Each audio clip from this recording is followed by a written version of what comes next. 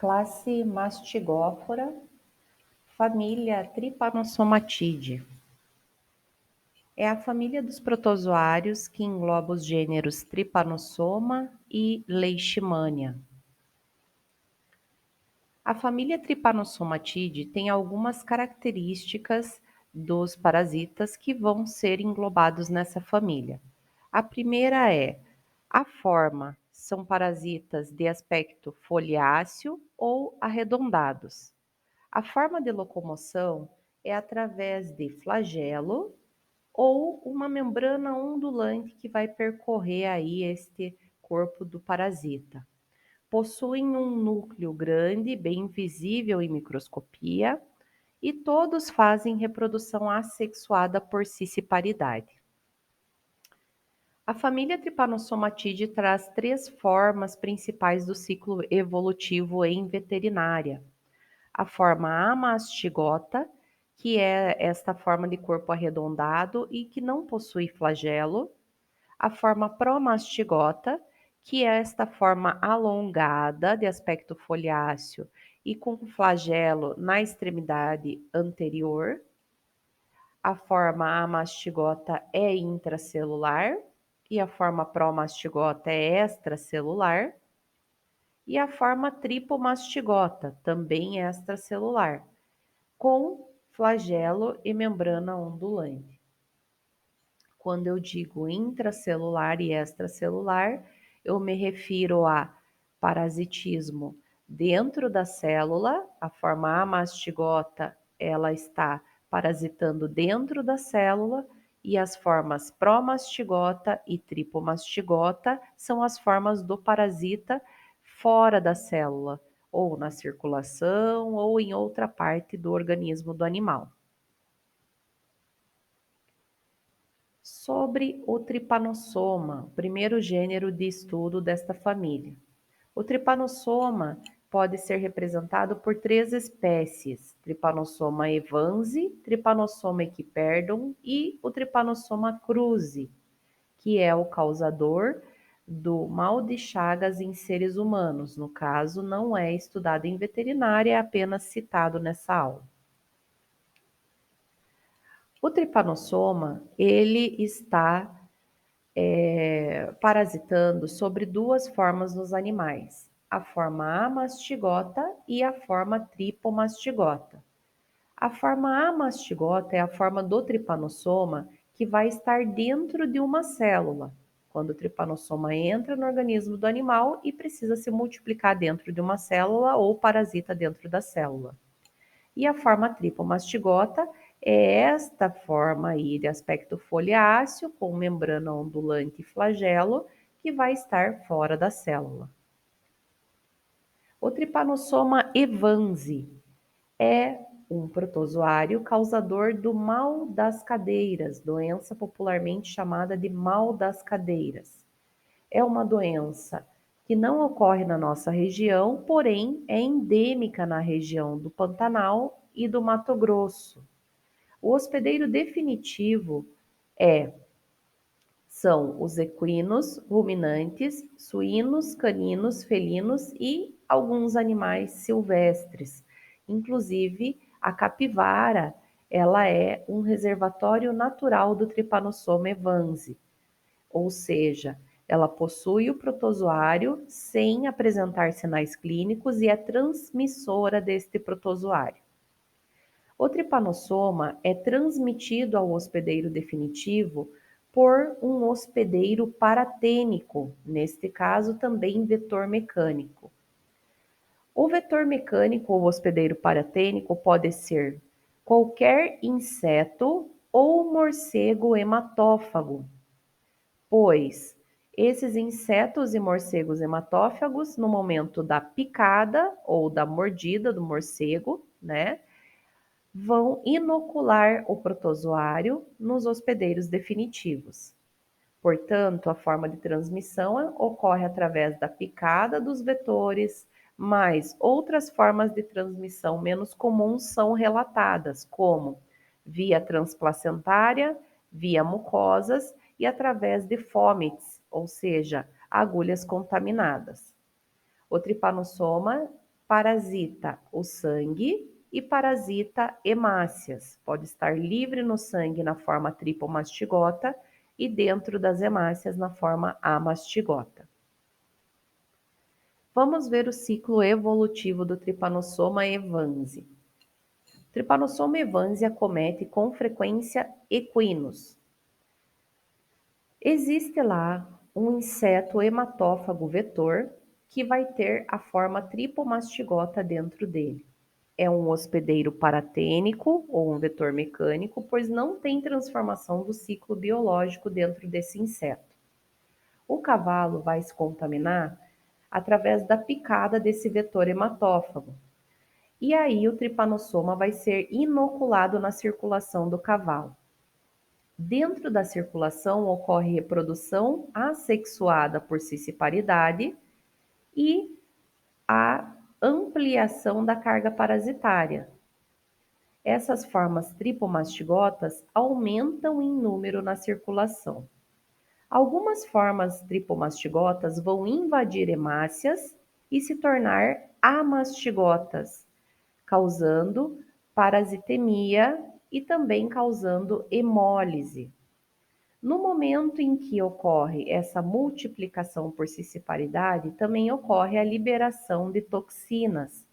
E a partir desta hemólise, desta liberação de toxina, se observam os sinais clínicos no animal contaminado.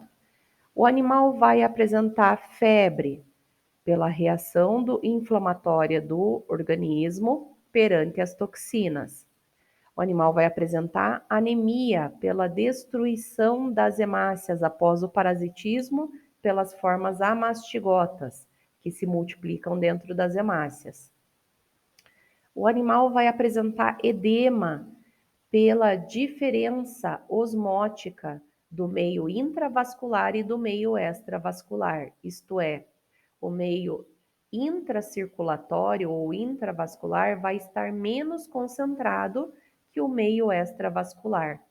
Falta hemácia no meio de circulação e a tendência é extravasamento de plasma para o tecido subcutâneo.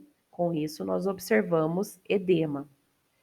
Esse edema pode levar à compressão mecânica de inervações, e aí são observados paralisias, e o protozoário também pode ultrapassar a barreira hematoencefálica, causando sinais clínicos neurológicos. Para completar o ciclo, um outro inseto vai picar o animal contaminado, ingerir a forma tripomastigota e injetar no animal sadio. Quais são os sinais clínicos observados? A doença se chama mal das cadeiras, pois os animais apresentam incoordenação motora progressiva, principalmente de membros posteriores, paralisia e paresia dos membros pélvicos, mostrando aqui a imagem em suínos, em equinos, né? E também são relatadas conjuntivites com secreção purulenta.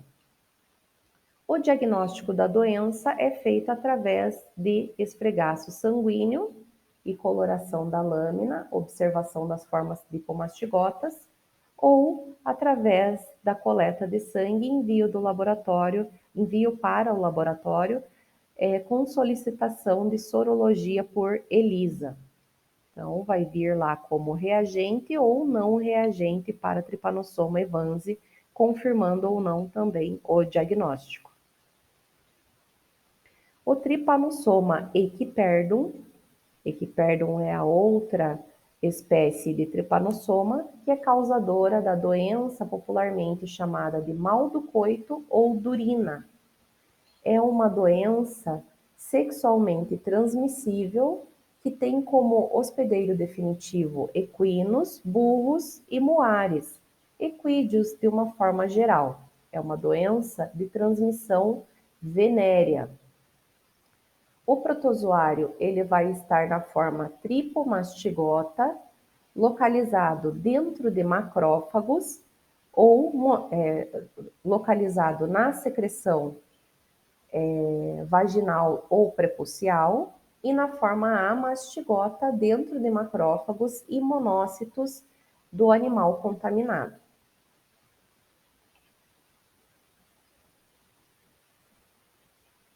Então, o animal vai ter o tripanossoma na secreção vaginal ou na secreção prepucial, através do coito ou através de inseminação artificial com material contaminado. Vai acontecer a transmissão da forma tripomastigota de um animal sadio de um animal contaminado para um animal sadio.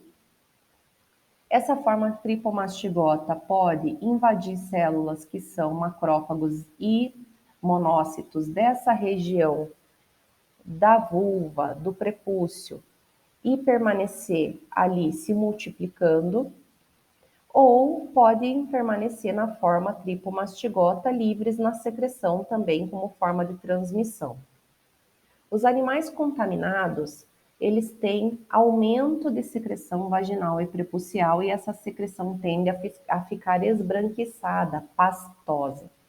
Os animais apresentam ulceração e formação de placas esbranquiçadas na mucosa, placas avermelhadas ou esbranquiçadas na mucosa da vagina e na mucosa do prepúcio. É muito dolorido, o animal tem sensibilidade nessas regiões.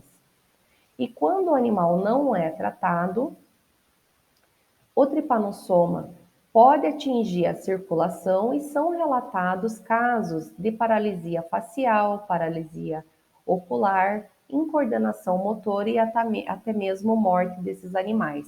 Mas são casos raros, isolados. Normalmente o tripanossoma se localiza mesmo só na região de vulva, vagina e prepúcio. Então, mostrando aí os sinais clínicos, né? As úlceras na região da mucosa vaginal, então são úlceras dolorosas, né? Com placas esbranquiçadas, aumento da secreção, né? E esse animal ele tem que ser retirado da reprodução. A contaminação é permanente.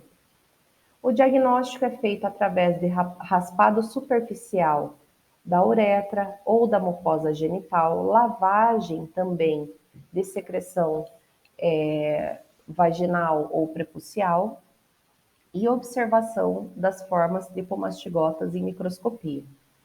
Os animais contaminados vão ser portadores da doença, não tem cura, pois o protozoário permanece dentro dos macrófagos e dentro dos monócitos desses animais contaminados.